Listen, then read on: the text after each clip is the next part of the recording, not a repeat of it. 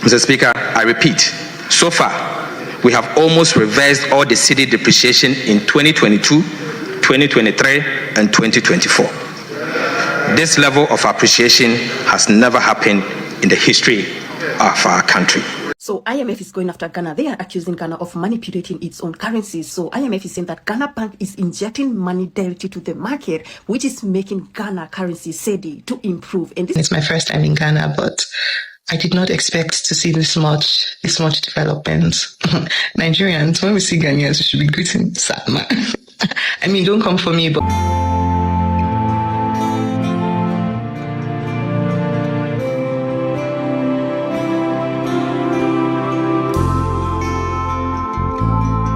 guys, it's so funny how a lot of individuals, countries, organizations such as IMF, countries like US, name them, countries like the first world countries, yes, aside Africa, and even Africa, if I may say, and should I even say some Ghanaians, yes, are still yet to believe that, yes, the cedi is actually doing way better than the dollar.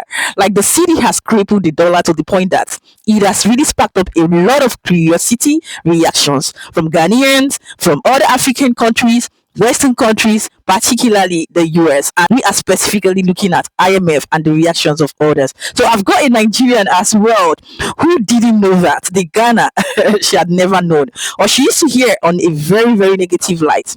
Maybe as a result of not have been to Ghana, did visited Ghana and she was embarrassed. She was humiliated. She was made to shut up. The cedi has really humbled a lot of people and organizations as we speak. So I've put together in this video how the cedi is trending, and yet many are yet to believe. Many are even doubting. Many are trying to put the narrative in a very wrong light. And we're going to see that in this video. But in all, one thing would definitely stand out for sure, which I'm going to let us know at the end of this video. So sure do well to watch till the end, like this video, and please do not forget to tell me what you actually think as a Ghanaian or non-Ghanaian, as an African, based on this narrative that has been long trending of what Africans cannot do on their own. Leave your thoughts in the comments. And if you're new here, please sure do well to stay subscribed, because more interesting, educative, inspiring, and expository videos like this are already here and more coming your way. With that being said, let's watch these videos and I will be right back. Mr. Speaker, I repeat, so far, we have almost reversed all the cedi depreciation in 2022, 2023, and 2024. This level of appreciation has never happened in the history of our country. Mr. Speaker, Right Honorable Speaker, fellow citizens, Ghana cedi no apeke. Cedi no apeke. Mr. Speaker, these gains are largely due to strong fiscal consolidation, tight monetary policy, improved external sector balance, renewed investor confidence, positive market sentiment, credit rating upgrades, and successfully securing staff level agreement and subsequently the board level approval of the fourth review of the IMF program. First time in Ghana, but I did not expect to see this much development. Nigerians, when we see Ghanaians, we should be greeting Salma. I mean, don't come for me, but to be honest, let's go down history lane. What is Ghana must go again? Do you remember? The same Ghana must go. Look at them. They're so developed. Nigeria is a beautiful space. No place like home, right? But their city is so clean. The airport's so beautiful.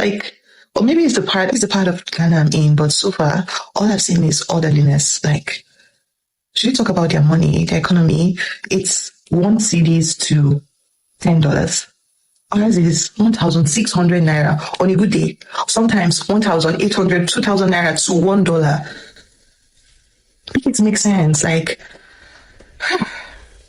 don't know what to say. This is a very sensitive thing, but I'm very impressed. I'm actually very impressed. A friend told me I should actually explore more African countries, and now I see, because when you're in your country and you're just you just want to go to Western countries and all of that. Now I see, because other African countries are actually doing well though. I mean, I've just been to Ghana for now, but I'll do my best to go to other African countries. But I'm so impressed.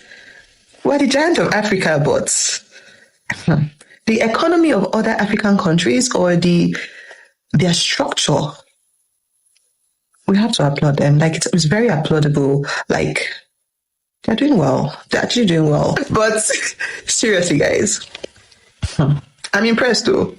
You know how proud we are? We're actually very proud. We're so proud. Nigerians are so proud. I mean, we have everything. We have the development. I think we're still maybe the most developed and very populated, and we have our hustle spirits. No place like home, no place like Lagos, but structure and economy were falling, I swear.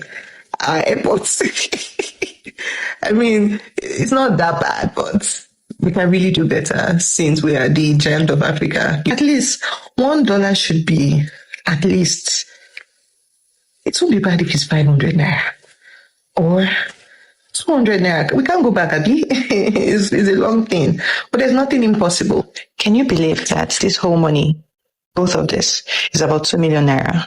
Like, literally, it's about 2 million naira. Like, this 200 cedis is about 25,000 naira. This one. Then 50 cedis is about 7,000 naira, thereabouts, depending on the exchange rate. Officially, naira doesn't have any value. I'm so, I have no words for us because Ghanaians, they are doing the most. Our money does not have any value. How can this be 2 million naira? If I'm holding 2 million naira, you see, like, if it's 1,000 naira bundles, it'll be like how many bundles? Let's see, 2 million naira. Naira. Today's focus: why is the IMF suddenly going after Ghana for trying to strengthen its own currency?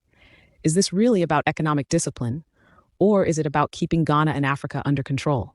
Let's get into it. The International Monetary Fund has recently raised concerns that the Ghanaian government is manipulating the Ghanaian cedi by injecting large amounts of foreign exchange into the market. In simple terms, Ghana is allegedly spending dollars to boost the value of the cedi, ensuring that it appears strong on the global market. IMF, World Bank, all other institutions, they make African countries jump through hoops. Loans will never be able to pay.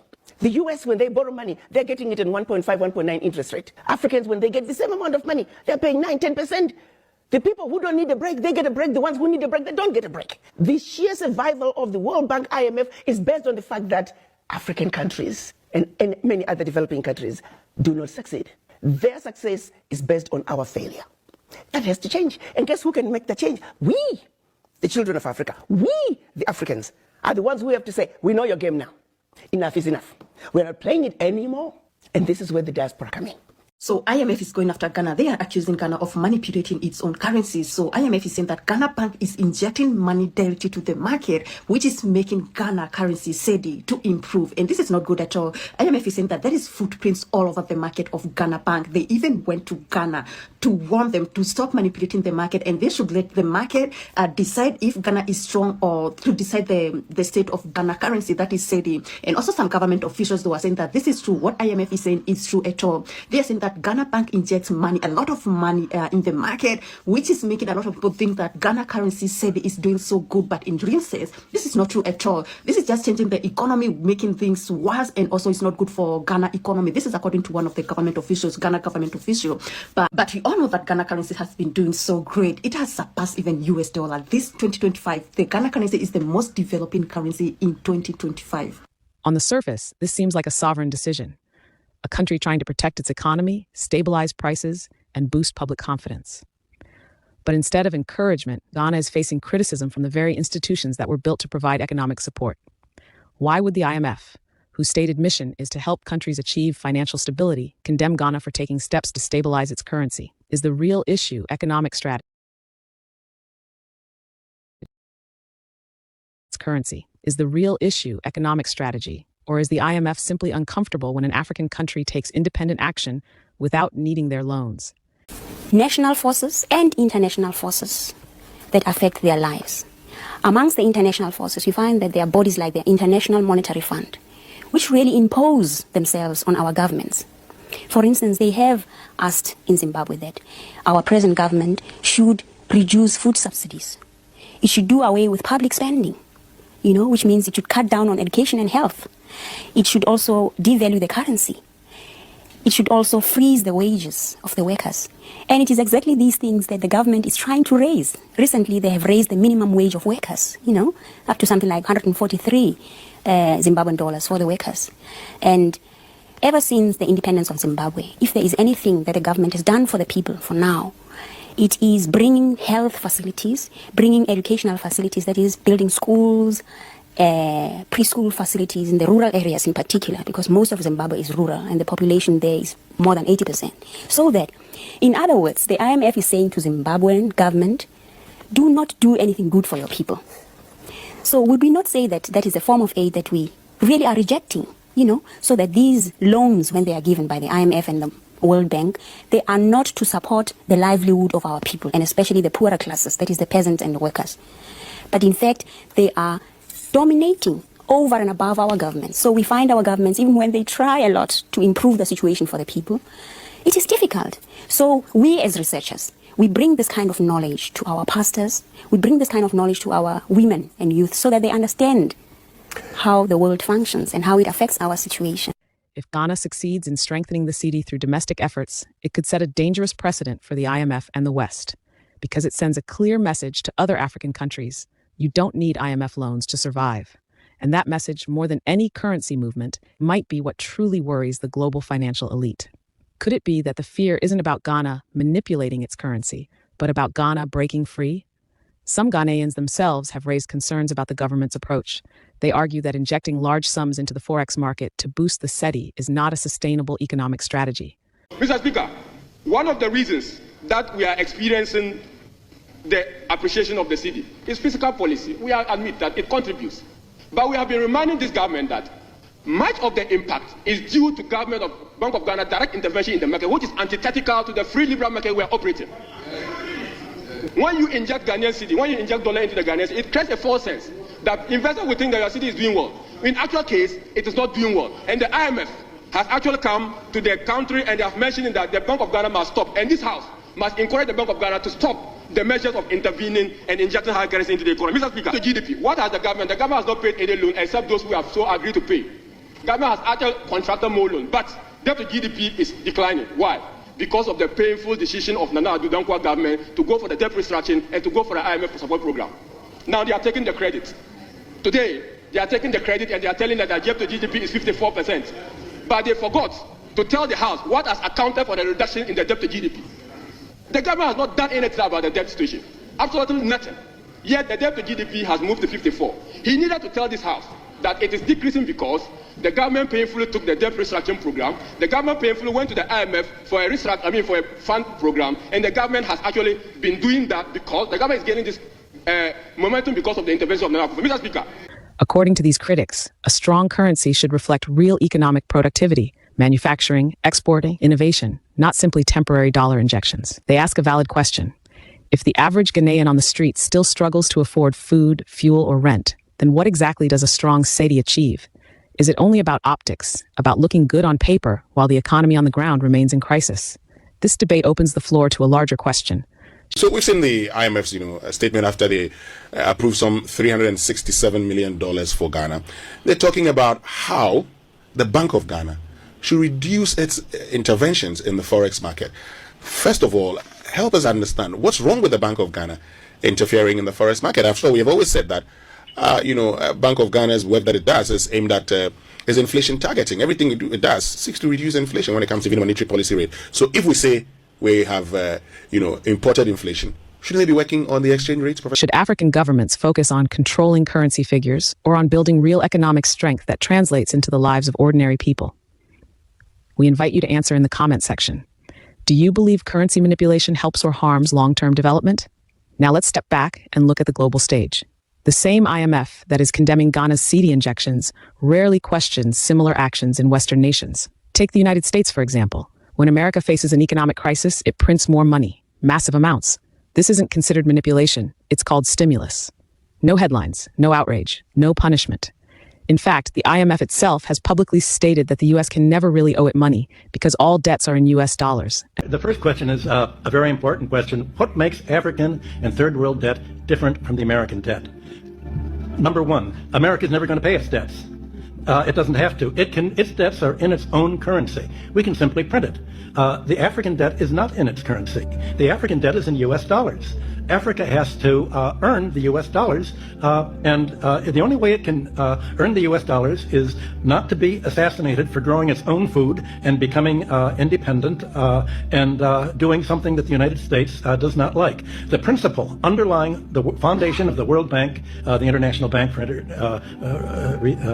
IBRD, research, the World Bank, is that no country should grow its own food. Africa and the Third World should only grow export crops. To export, in order to have an oversupply of cocoa and other tropical raw materials, to keep down the price, they must buy their grain from the United States or Europe, so that if they do something that we don't like, we can do what America tried to do to China in the 60s. We can sanction them. We can say, we're going to starve you. We're going to not export any grain to you. So owing their foreign debt in dollars means that they have to somehow sell something that the United States wants, not what they want. I think the most evil organizations in the world today are the World Bank and the International Monetary Fund. And my book, Super Imperialism, that I wrote in 1972. America can always print dollars to pay. So why then does the same IMF insist that African countries repay loans in US dollars, a currency they do not print? And why does it penalize them for any attempt to gain even a fraction of the control that the US and Europe exercise daily? This is not just about Ghana. It's about a financial world order that seems designed to keep Africa dependent, submissive, and extractable. Which brings us to a disturbing pattern. When African countries take IMF loans and eventually default, they often end up surrendering natural resources to pay off the debt. Oil, gold, bauxite, lithium, farmland, auctioned off to international corporations and foreign governments. Could it be that debt is just a tool, a sophisticated mechanism to legally extract Africa's wealth without firing a single shot? If the Ghanaian Cedi performs well without IMF support, it could ruin the narrative that Africa always needs help. It challenges the power of the lender. And that could explain why institutions like the IMF are always deeply involved in African economic policy, even more than they are in other developing regions. So here's a bigger question. Why is the IMF always interested in Africa? Why does every African economic policy require external validation? Why must African currencies float under Western observation, but Western currencies float freely without consequences? And when African nations succeed on their own terms, why does it often lead to sudden scrutiny or pressure? Africa's experience with the IMF is a long and painful one. Structural adjustment programs have crippled public services. Subsidy removals have sparked protests. Currency devaluations have led to inflation and social unrest. And yet, the cycle continues. Because in this system, the only acceptable African government is one that borrows, obeys, and complies. Ghana's attempt to defend its currency could be seen as economic resistance. All right, guys. Cedi, yes, Cedi is doing way better. You heard the Minister of Finance, guys. That line of the Cedi, doing well, got me very, very, very happy and excited. And see, based on all that have been said, yes, with this Western world, how they constantly would never want to see anything good. How the economy in most countries stabilizing, how they can't get hold of us, how they can't control our finance, how they can't control our resources will always be an issue and a pain to them. Just like Burkina Faso that foresaw all these things and took a bold step to say no, enough is enough. We must be on our own. We can actually do without these people, without IMF, we can do without loans, we can do without the support, like we are enough. Making Ibrahim Traore set out structures that has made Burkina Faso what it is today and has set a very high tension, fear and fire in the midst of these people we are talking about. Did you actually hear when they said US cannot even pay their debts because they produce the currency, like they own the world? Literally, that is what they're trying to depict. Who said so? And who does that? And if it comes to Africa, we will be under them like puppets. Who said so? And who said, I repeat, that Africa cannot be on its own? Africa cannot live without debts. See, whether you like it or not, or you believe it or not, that Ghana economy is resetting and stabilizing, and the Cedi is doing exceeding great. Ghana will always be Ghana, and Ghana will win. Ghana will thrive. The Cedi will thrive, and even thrive way better than the dollars that we've ever seen. Just like the Nigerian who is still in shock. Look at how she was even reminding us, what did we say about Ghana again? Or what did we say about Ghana must go again? To show you how empty, how dumb, how irrational, how uneducated and learned most Nigerians are. even about other countries, talk more of the Western world. If a Nigerian or an African can think this way and talk this way about its own fellow African country, then what are we talking about? The meaning that we are the problem of ourselves. If you do not even believe that what is happening in Ghana is supposed to be a thing, or it should definitely be a thing, then what are we talking about? How do we implement the change we are talking about? How do we grow and improve based on what we envisage? Or, on the contrary, are you an enemy of progress? That's a question and a food for thought. Because at this point, the duty and responsibility of every country in Africa is supposed to be standing and standing out, doing well economically, financially, in terms of mineral resources, in terms of education, health sector, road infrastructures, quality, behavior, safety, peace, and stability in general in the country. And anything short of that is not what we are bargaining for. So I believe at this point, all countries and its citizens are supposed to be targeting towards this line and this narrative, right? Working it out realistically, pragmatically, to make it a dream come true and a success, just like Ghana is doing. Yes, Ghana might not be a perfect country, and that's why I would not even want any country citizen to go there and add more salt to an injury or change the narrative that Ghana has already been working with. So whether you believe it or not, I stand on the ground and I believe solely in Ghana, that Ghana has all it takes and even more to stand out as a threat, as a solid country that will threaten, that will embarrass and humiliate all these countries that think